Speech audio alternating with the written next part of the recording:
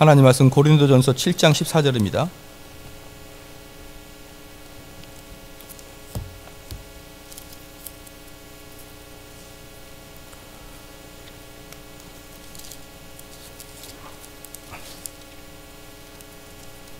고린도전서 7장 14절 말씀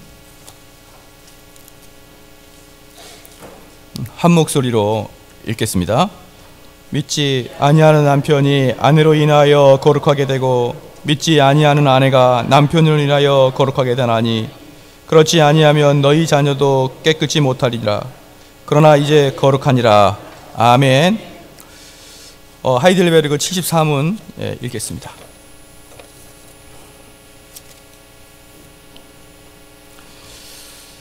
문을 읽을 테니 답을 읽어주시기 바랍니다. 유아도 세례를 받아야 합니까?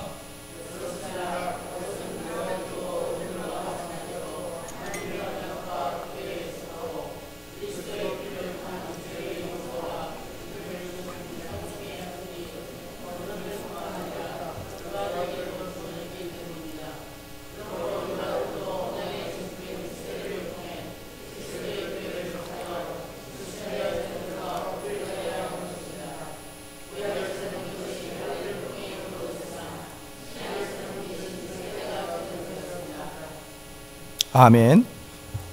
오늘은 유아 세례와 할례에 대해서 알아보겠습니다.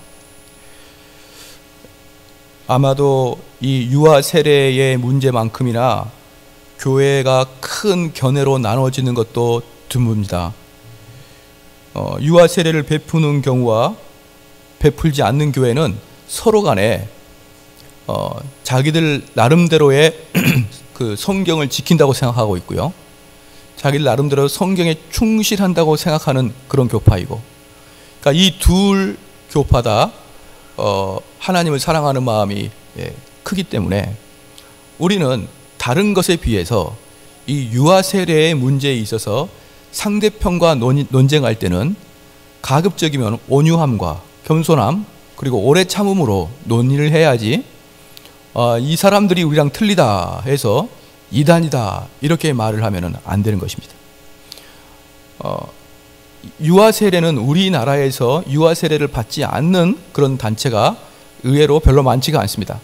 그래서 유아 세례의 문제가 우리나라에서는 그렇게 크게 부각이 되지 않는데, 미국에서는 가장 큰 교단인 침례 교단이 유아 세례를 하지 않기 때문에 유아 세례를 하는 것과 하지 않는 그런 단체들이 첨예하게 대립을 하고 있습니다. 종교개혁이 일어나고 나서 유아들, 즉 믿음을 고백하지 않는 유아들에게 세례를 준다는 것은 옳지 않다 이렇게 하여서 장로교회 안에서, 존 칼빈 계열의 장로교회 안에서 이미 세례를 받는 어린이들을, 그 아이들이 성숙했을 때 너희들의 그 어릴 때 받은 세례는 무효다, 그래서 다시 세례를 받아야 된다 이렇게 말함으로 그들을 재세례파라고 읽겠습니다. 재세례파라고 이야기했는데 그들의 후손들이 지금 침례교회의 후손들입니다. 그러면 침례교회 후손들 중에 우리가 존경하지 않는 사람이 있느냐? 많이 우리가 존경합니다. 그리고 우린 침례교도 대단히 존경하는 사람이 많습니다. 예를 들어서 우리가 매우 존경하는 스펄전 목사님이 침례교회 목사님이고요. 재작년에 저희 교회에서 설교했던 폴 워셔 목사님도 침례교회 목사님입니다. 그러니까 장로교회에서도 일단의 무리들이 복음주의권, 즉 현대 복음주의권에 속해 있는가 하면, 또 특별한 사람들이 청교도 개혁주의를 추구한다고 해서 장로교 안에서도 그렇게 나눠져 있는 것은 분명한 사실입니다. 침례교도 마찬가지입니다. 침례교에도 일반적인 복음주의에 속해 있는 침례교가 있는가 하면 거기 안에서도 청교도 개혁주의를 추구하는 침례교가 따로 있는데 바로 그들이 스펄전이면서 폴 워셔 목사님이고, 또 우리가 여러분이 잘 알고 있는 미국의 존 메가더 목사님이 그러한 사람입니다.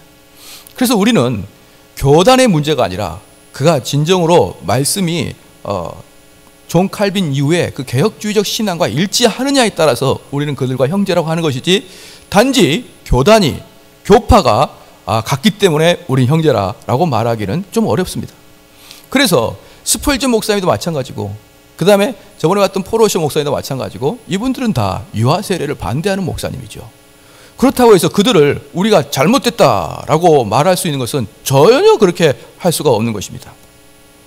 사랑하는 성도 여러분, 그러면 유아 세례를 베풀지 않는 교회와 유아 세례를 베푸는 교회들의 그들의 주장과 차이를 살펴보므로 우리가 무엇이 더 성경적인가를 좀 살펴봐야 됩니다.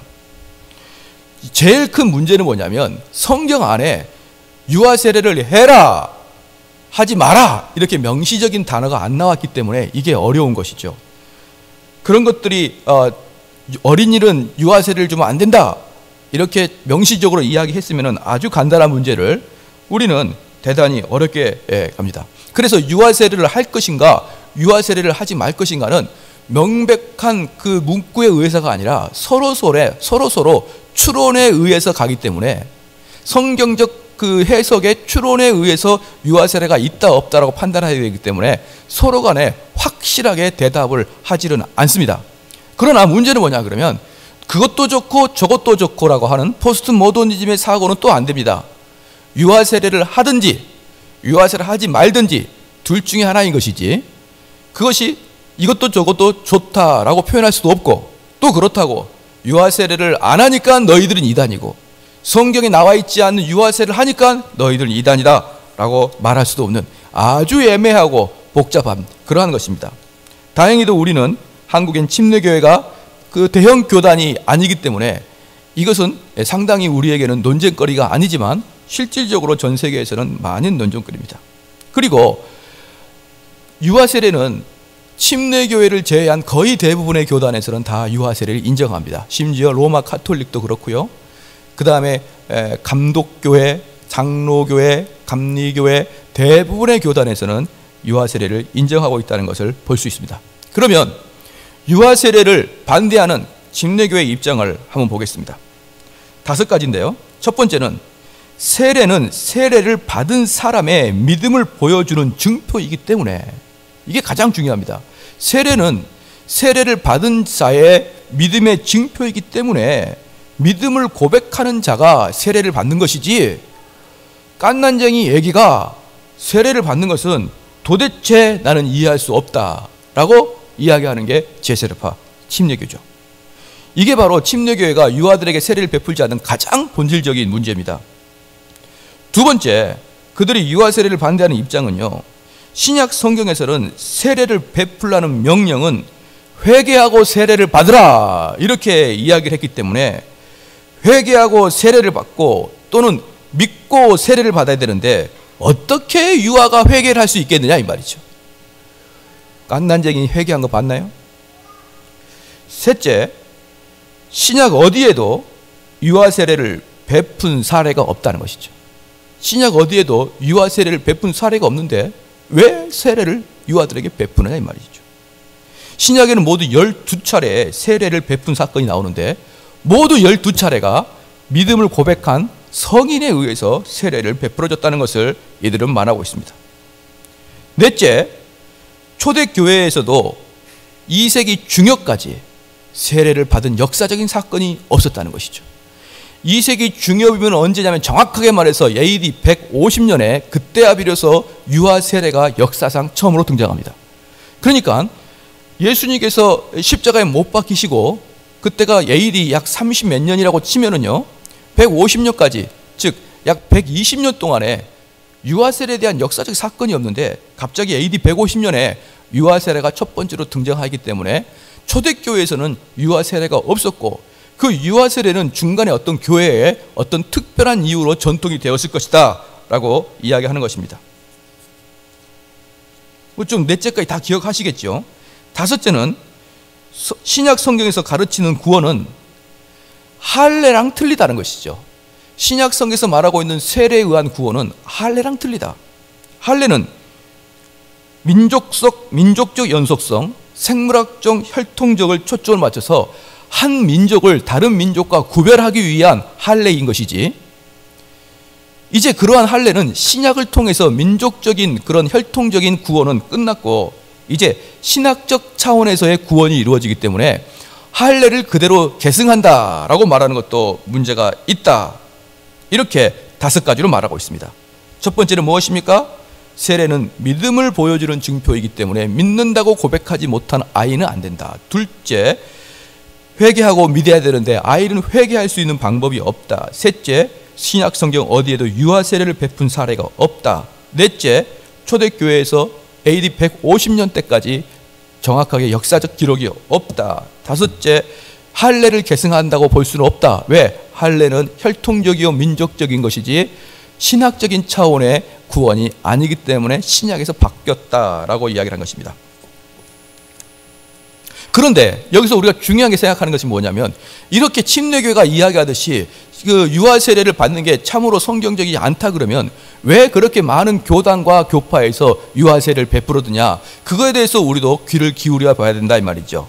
그러면 유아 세례를 주장하는 자들의 주장을 한번 보겠습니다. 첫 번째, 구약 시대의 할례가 믿음의 증표로서 유아에게 베풀어졌던 것처럼 신약 시대의 믿음의 증표인 세례 역시 유아들에게 베풀어져야 된다고 하는 것이죠.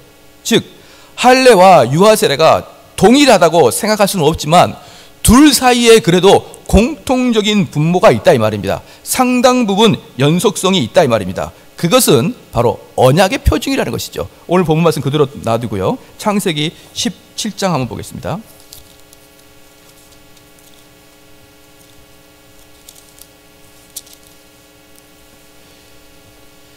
창세기 17장 9절에서 12절까지입니다. 창세기 17장 9절에서 12절까지 같이 한번 읽겠습니다. 시작. 하나님이 또 아브라함에게 이르시되 그런즉 너는 내 언약을 지키고 내 후손도 대대로 지키라. 너희 중 남자는 다 할례를 받으라. 이것이 나와 너희와 너희 후손 사이에서 지킬 내 언약이라.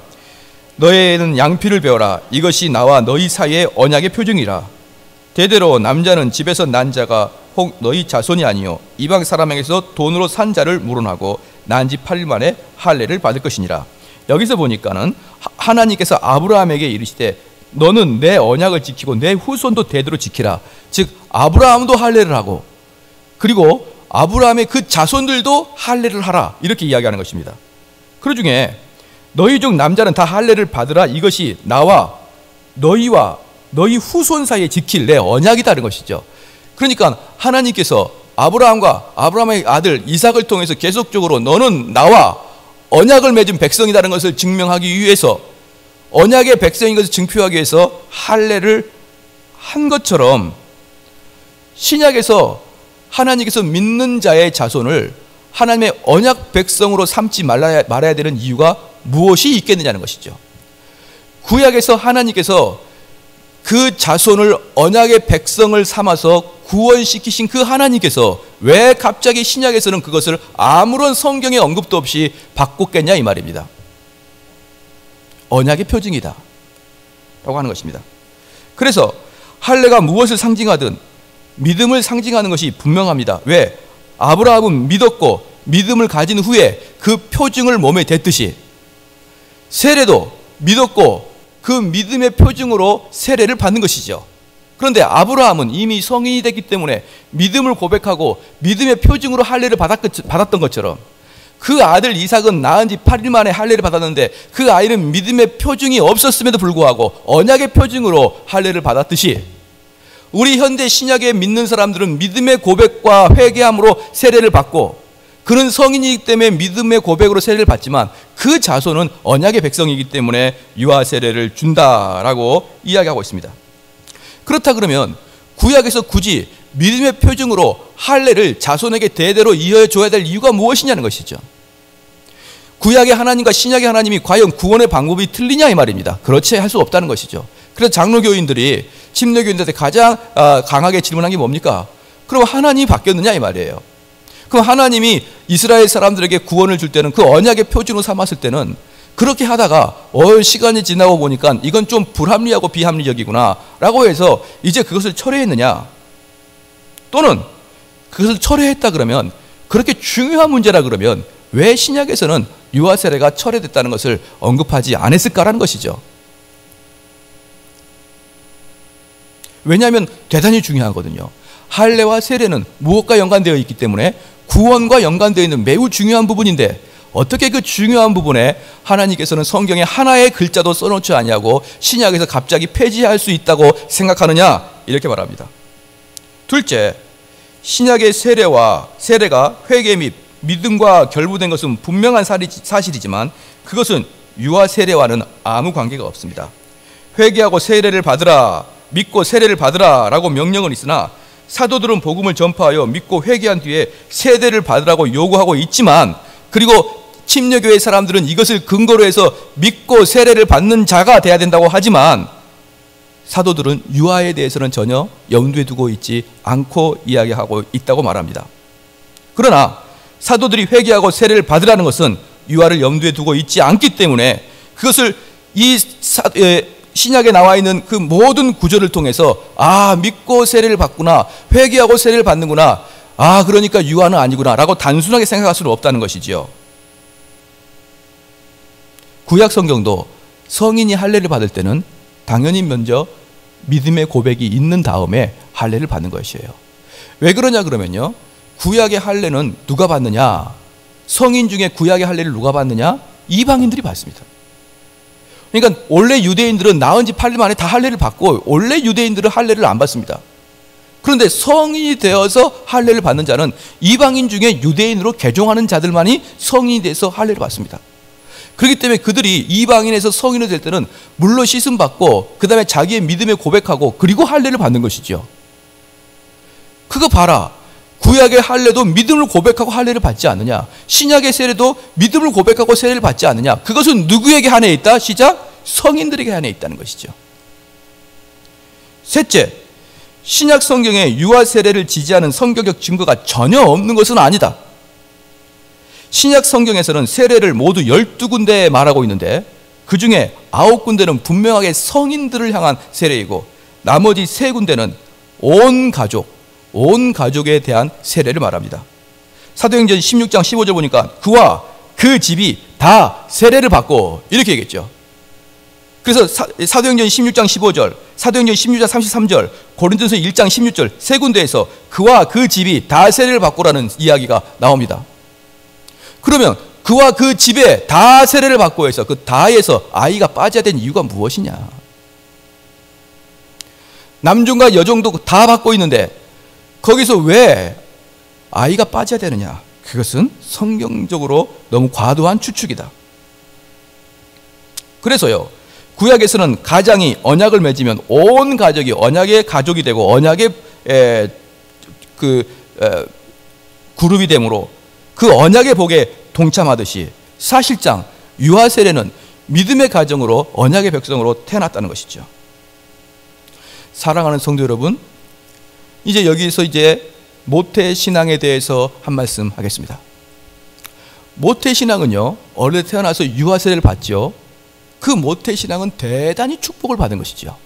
왜냐 그러면은 그 모태 신앙은 믿음의 가족 중에 언약의 백성으로 태어났기 때문에, 즉 그가 모태 신앙으로 태어났기 때문에 당연히 구원받는다는 게 아니고요, 그는 구원에 아주 근접한 곳에 태어났다 이 말입니다. 그래서 그 아이가 성장해서 이제 나중에 성령 체험을 하게 되고 그리고 거듭남에 대한 이 역사를 이루게 있죠. 그러나 모태 신앙 아이들을 교육시키는 게 한 번도 교회를 다니지 않는 아이들을 교육시키는 것보다 100배는 쉽습니다. 100배는 좀 너무했나요? 한 50배 정도는 쉬워요. 그래서요, 이 믿지 않는 아이들과 청년들을 교육하는 것은 무슨 외계인을 앉혀놓고 외계인을 이야기하는 것 같은데, 믿는 자들은, 믿는 자 집안에 태어난 모태신앙과 어릴 때 교회 다닌 사람들은 성경이 이렇다 말하면 자기가 그것에 동의하고 싶지 않아도 꼼짝 못하는 게 있습니다. 그러나 한 번도 교회를 다니지 않은 사람들한테 말하면 성경이 이렇다 그러면 나는 그렇게 생각 안 한다 이러면서 성경을 자기랑 똑같은 시각으로 쳐다보는 것이. 어릴 때부터, 그러나 신앙생활 어릴 때부터 교회 다닌 사람들은 성경이 말씀한다 그러면 거기서 입을 다무는 훈련이 되어 있는데, 이제 신앙생활 하는 사람은 그렇지 않습니다. 성경과 특별히 바울이 뭔데, 요한이 뭔데, 나는 그와 관점이 틀려요, 이렇게 나오는 것이죠. 그러므로 우리가 한 집안의 믿음의 가정으로 태어났다는 것은 그러므로 언약의 백성이라는 것이에요. 사랑하는 성도 여러분, 하나님께서 우리에게 자녀를 주십니다. 근데 그 자녀를 우연히 주신 게 아니고 언약의 집안에 언약의 백성으로 주신 것을 믿으시길 주의 이름으로 축원합니다. 이게 지금 그 유아 세례를 지지하는 장로교들의 입장입니다. 그래서 오늘 고린도전서 7장 14절 본문 다시 한번 보겠습니다. 이게 바로 유아 세례를 가장 직접적으로 증언하는 그러한 성경 구절입니다.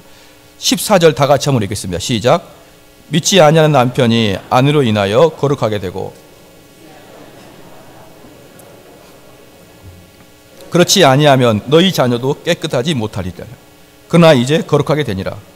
여기 구절은 상당히 난해한 점이 있는데 우리는 대개 칭의 이후의 과정을 거룩하게 되어간다라고 표현하는데 여기서 거룩하여 진다는 것이 좀 다른 데랑은 다릅니다. 구원을 전제로 하고 있지는 않는 것 같아요. 여기서 자세히 보면은 믿지 아니하는 남편이 아내로 인하여 거룩하게 되어지고 아내를 통하여 남편이 거룩하게 되어지고 더 나아가 믿지 아니하는 아내가 남편으로 인하여 거룩하게 되나니 그렇지 아니하면 부부 중에 둘 중에 한 명이 거룩하지 아니하면 너희 자녀도 깨끗하지 못하리니 그런데 너희 둘 다 거룩하게 됐으니까 그 다음에 뭐라고 합니까? 이제는 거룩하니라. 할렐루야. 양 부모가 거룩하면 놀랍게도 고린도전서에서 바울은 그 자녀도 거룩하다라고 이야기를 하고 있는 것이에요. 이게 명명백백한 언약 자손에 대한 확답입니다. 사랑하는 성도 여러분, 그래서 우리는 믿는 자와 결혼하는 게 중요하고요. 믿는 자와 결혼하고 두 부부가 거룩하여지지 않는 것은, 두 부부 중에 한 명이 거룩하여지지 않는 것은 자녀의 거룩함에 문제가 생기니까 둘 다 거룩하여라. 둘 다 거룩하여 자녀가 거룩하게 되는 것이다 라는 것입니다. 그래서 장로교에서 말하는 유아 세례의 직접적인 구절이 바로 이 구절이에요. 그래서 이 구절을 보니 부모의 거룩성과 부모의 언약성은 그 자녀들도 어느 정도 거기에 대해서 영향을 받고 거룩해지는구나 라는 것을 우리는 믿어야 됩니다. 할렐루야. 그래서 우리가 언약의 자손을 키울 때 어떻게 키우는 것입니까? 부모가 거룩하니 거룩한 마음으로 키우는 거예요. 거룩한 마음으로 키운다는 게 무엇입니까? 세상적인 방법으로 자녀를 양육하지 아니하고 하나님이 주신 방법으로 자녀를 양육한다는 뜻입니다. 그럴 때 그 자녀가 거룩하게 되는 것이죠. 저희가 존경하는, 아까도 처음에 말씀드렸던 존 맥아더 목사님은 말입니다. 그 현재 한국교회 목사님들에게 많은 영향을 주고 계시는데 저희가 그분을 초청하려고 했었어요. 근데 그분은 나이가 이제 연로하셔서 먼 길을 다닐 수가 없다, 이렇게 이야기를 해서 이 초청을 거절하였습니다. 존 맥아더 목사님을 꼭 초청하고 싶은데 그게 잘 되지는 않습니다. 작년에 알시스 프로를 초청하려다가 못해서 그 아들을 초청했다는 것을 여러분 잘 알고 계시죠? 이제 다들 연로하셔가지고 멀리 다닐 수 없습니다. 그런데 존 맥아더 목사님이 미국에서 매우 영향력 있는 그런 사역을 하시는데 그 목사님은 17대째 목사 아들이에요. 17대 때, 이 발음도 잘 안 돼요. 17대 때 목사님 아들이에요. 왜 이렇게 발음이 안 들리지 몰라요. 16대는 얼마 좋을까요? 그러니까 15대, 많은데 17대 뭐 이렇게 되니까 발음도 안 좋아요. 17대 목사님 아들. 찰스 스펄전 3대 목사님 아들. 조나단 에드워드 4대 목사님 아들. 그 아버지는 목사님이었는데 할아버지 그 위에. 사랑하는 성도 여러분, 경건한 자에게 경건한 자손이 태어날 수가 있습니다. 왜? 그들의 부모가, 그들의 아버지가, 그들의 어머니가 거룩함으로 키우거든요. 그들의 조상들이 이 세상의 방법이 아니라 하나님 방법으로 자녀를 키우고 양육했던 그 결과 3대, 4대, 5대, 6대, 그래서 그 뼈대 자체가 아주 뼛속 깊이 신학적이고 신앙적이고 경건한 사람들이 하나둘씩 나타나기 시작할 때 미국은 놀라운 발전을 하는 것이죠. 경제의 발전이 아니라 신앙의 발전이 하는 것입니다. 그래서요, 그 교회사를 쭉 보면은 당대의 목사님이 되셨던 사람이 그 당대를 움직였던 사람은 거의 없습니다. 거의 대부분 몇 대 후손의 목사님 자녀들이 빡 터뜨리는 것이에요. 그러니 내가 이런 경건한 가정에 태어난 것을 우연의 일치다, 어떻게 눈을 떠보니까 내가 이런 경건한 가정에 태어났다, 이렇게 생각하지 마시고, 하나님이 나를 경건한 가정에 보내신 것은 나로 하여금 이 가문의 대를 잇게 하는 것이고, 이 가풍을 잇게 하는 것이고, 이 조상들로부터 내려온 거룩함을 잇게 하는 것이고, 이것을 여러분이 믿으셔야 되는 것입니다. 왜 그럽니까? 그래야 여러분이 여러분의 자녀를 그렇게 키우는 것이에요. 내 믿음을 너가 전수하라. 내가 지금까지 배우고 내가 지금까지 깨달은 하나님을 우리 자녀야 전수하라. 그래서 그 자녀는 그 아버지의 어머니의 신앙을 다 그대로 전수받고 경건하게 커가는 것, 그게 바로 장로교회가 유아 세례는 꼭 필요하다는 증거입니다. 그래서 유아 세례를 받을 때 어떻게 받는 거냐? 목사님께서 유아 세례를 집례할 때 우리 성도들은 어떻게 받는 거냐? 목사님, 이 자녀는 내가 성경적 가치관으로 키우겠습니다. 이 고백을 부모가 하는 거예요. 이 고백을 부모가 하는 것입니다.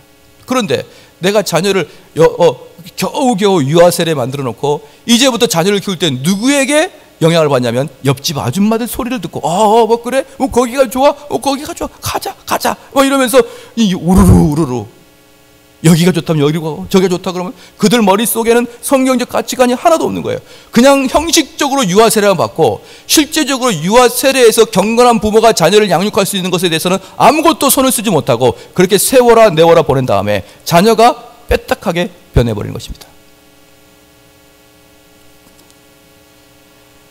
그래서 이 바울은 여기에서 경건한 부모 밑에 경건한 자가 난다고 이야기하고 있는 것입니다.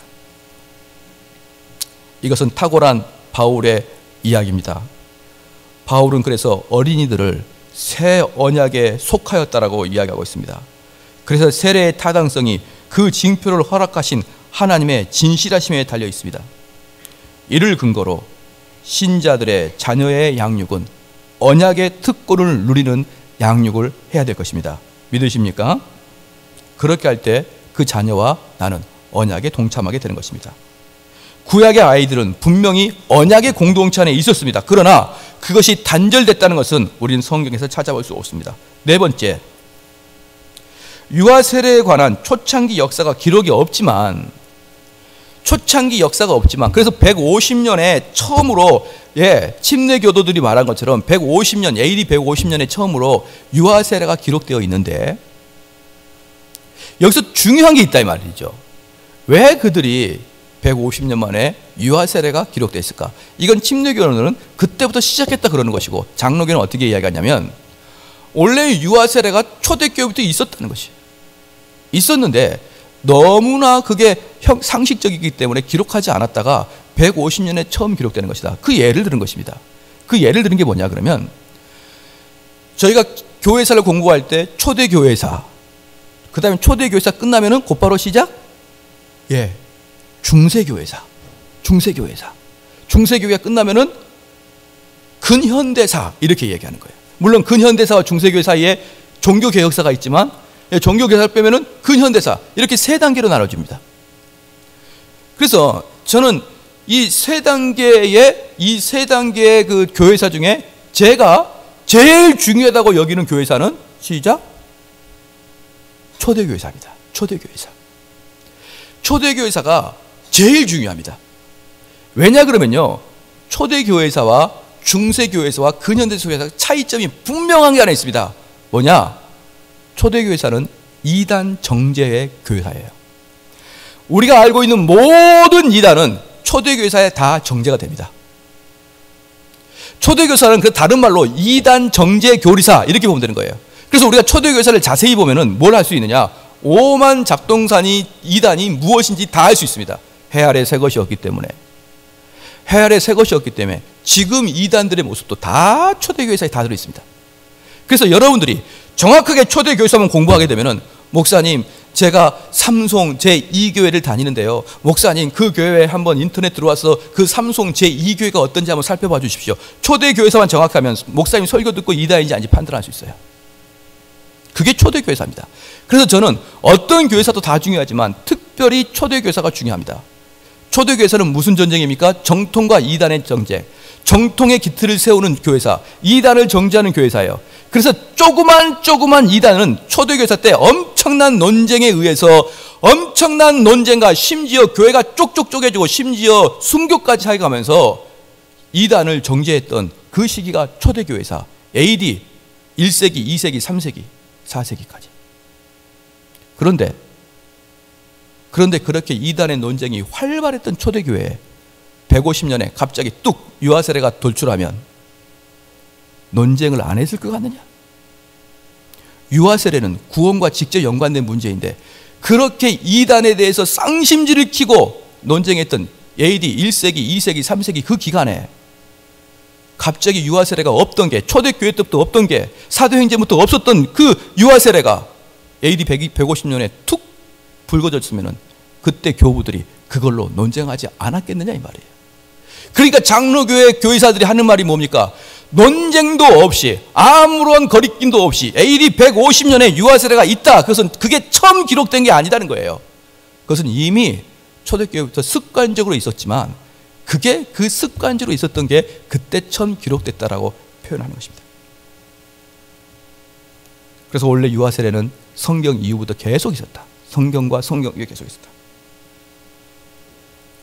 그리고 마지막으로 아까 다섯 번째 할례는 민족적 공통성이고 혈통적 공통성인데 이제는 그런 민족적이고 혈통적인 공동성이 아니라 이제 신학적이고 믿음적인 공통성이기 때문에 그렇게 그 민족이 할례를 받았듯이 이제는 세례를 그렇게 받는 게 아니다 라고 이야기하는 것이죠. 그런데 장로교는 이렇게 얘기합니다.